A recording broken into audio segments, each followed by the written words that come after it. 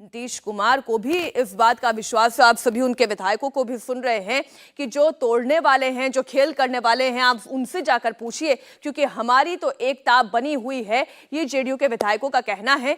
आज बिहार विधानसभा में क्या होगा? आज नीतीश कुमार बहुमत साबित करेंगे या फिर तेजस्वी यादव खेला करने वाले हैं, या फिर खुद तेजस्वी के साथ आज खेला हो जाएगा? फ्लोर टेस्ट से पहले विधानसभा का नंबर गेम भी हम आपको समझा देते हैं। बिहार में कुल 243 सीट है और बहुमत के लिए चाहिए 122। एनडीए के पास 128 विधायक हैं, यानी कि बहुमत से 6 ज्यादा हैं, जबकि महागठबंधन के पास 114 विधायकों की ताकत है, यानी बहुमत से 8 कम है। फिर भी उनका कॉन्फिडेंस हाई है। कांग्रेस के विधायकों के लिए व्हिप जारी कर दिया है। आरजेडी के विधायक जो है वो खुद तेजस्वी यादव के घर पर डटे रहे कि कहीं कोई सेंधमारी ना हो जाए। और अब विजय चौधरी को आप निकलते हुए देख रहे हैं। आज चूंकि विधानसभा के स्पीकर के खिलाफ भी अविश्वास प्रस्ताव लाया गया और इसके पीछे का कारण ऐसा भी नहीं कोई रॉकेट साइंस चाहिए इसे समझने के लिए, ये बड़ा ही क्लियर है। यह अविश्वास प्रस्ताव इसलिए लाया गया क्योंकि नीतीश कुमार को इस बात का डर है कि बहुमत की संख्या तो उनके पास है, लेकिन कहीं ऐसा ना हो जाए कि स्पीकर को ये खेला कर दे, और इसलिए उससे पहले ही उनके खिलाफ अविश्वास प्रस्ताव लाया गया। अभी ये विक्ट्री का साइन जो आप देख रहे हैं, इस वक्त हर विधायक आपको कुछ इसी तरीके के एक्शन में दिखाई देगा। नीतीश हमारे सहयोगी दिखाई दे जब तक नतीजा नहीं आ जाता नीतीश, तब तक सभी जीते हुए हैं, और वही कॉन्फिडेंस चाहे महागठबंधन के विधायक हो या फिर जेडीयू के विधायक हो, दोनों में दिखाई दे रहा है। लेकिन महागठबंधन की स्थिति इस वक्त क्या है?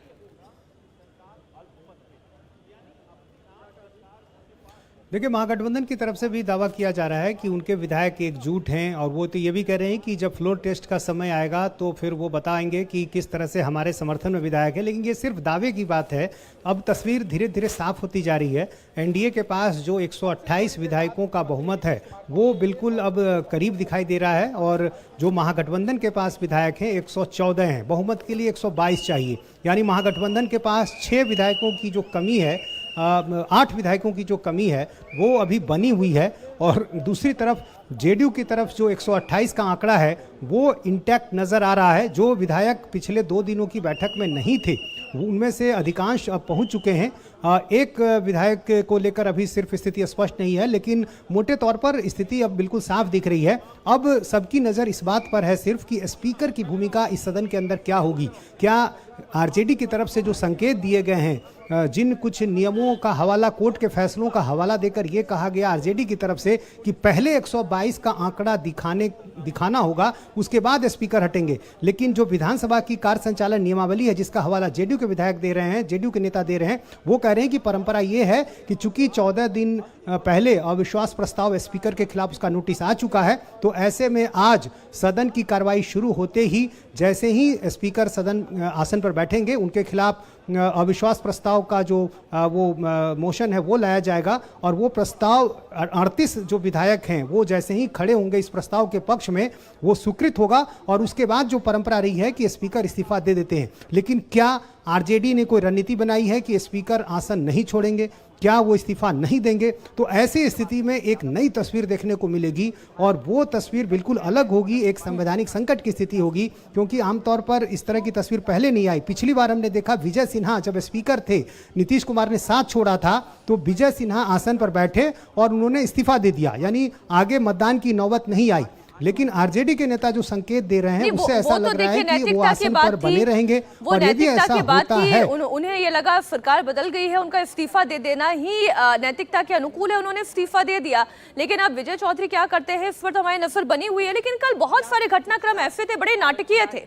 अब इसमें से एक घटनाक्रम ऐसा, जितिन राम मांझी का फोन स्विच ऑफ हो गया। वो फोन स्विच ऑन हुआ है कि नहीं हुआ है? नहीं, उनके बेटे से मैंने उसी समय बात की थी जब इस तरह की खबरें आ रही थी, तो उन्होंने तो कहा कि मेरे पिताजी अपने पास कोई हमेशा मोबाइल रखते ही नहीं है। जो उनके स्टाफ हैं, परिवार के लोग हैं, उनके पास फ़ोन होता है, और ऐसी बात गलत है। सारे लोग बिल्कुल एक साथ हैं, कहीं कोई नाराज़गी नहीं है। उनकी तरफ से ये कहा गया कि हमने व्हिप भी जारी किया है, बैठक भी की है, और वो खुद मंत्री हैं। जीतन राम मांझी के बेटे मंत्री हैं, उन्होंने शपथ ले ली है और उन्होंने प्रभार भी संभाल लिया है।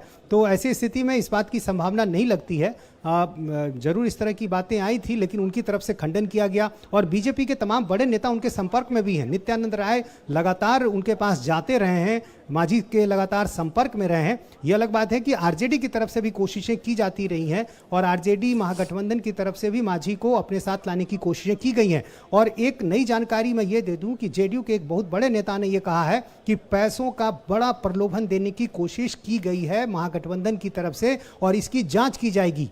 रात में पैसों का प्रलोभन दिया गया है और विधायकों को तोड़ने की कोशिश की गई है और उन विधायकों ने अपने पार्टी के शीर्ष नेतृत्व को इसकी जानकारी दे दी है। कुछ विधायकों ने जब इस तरह के फोन आए तो स्पीकर ऑन करके उन्हें सुनाया भी है। तो ये सारी बातें जब सामने आई हैं तो अब जेडीयू के जो तमाम बड़े नेता हैं उसके बाद से ही वो काफ़ी सतर्क हो गए। कोशिशें जरूर होती रही, पूरी रात जो है एक तरह से कहें कि सियासी ड्रामा हर तरफ देखने को मिला।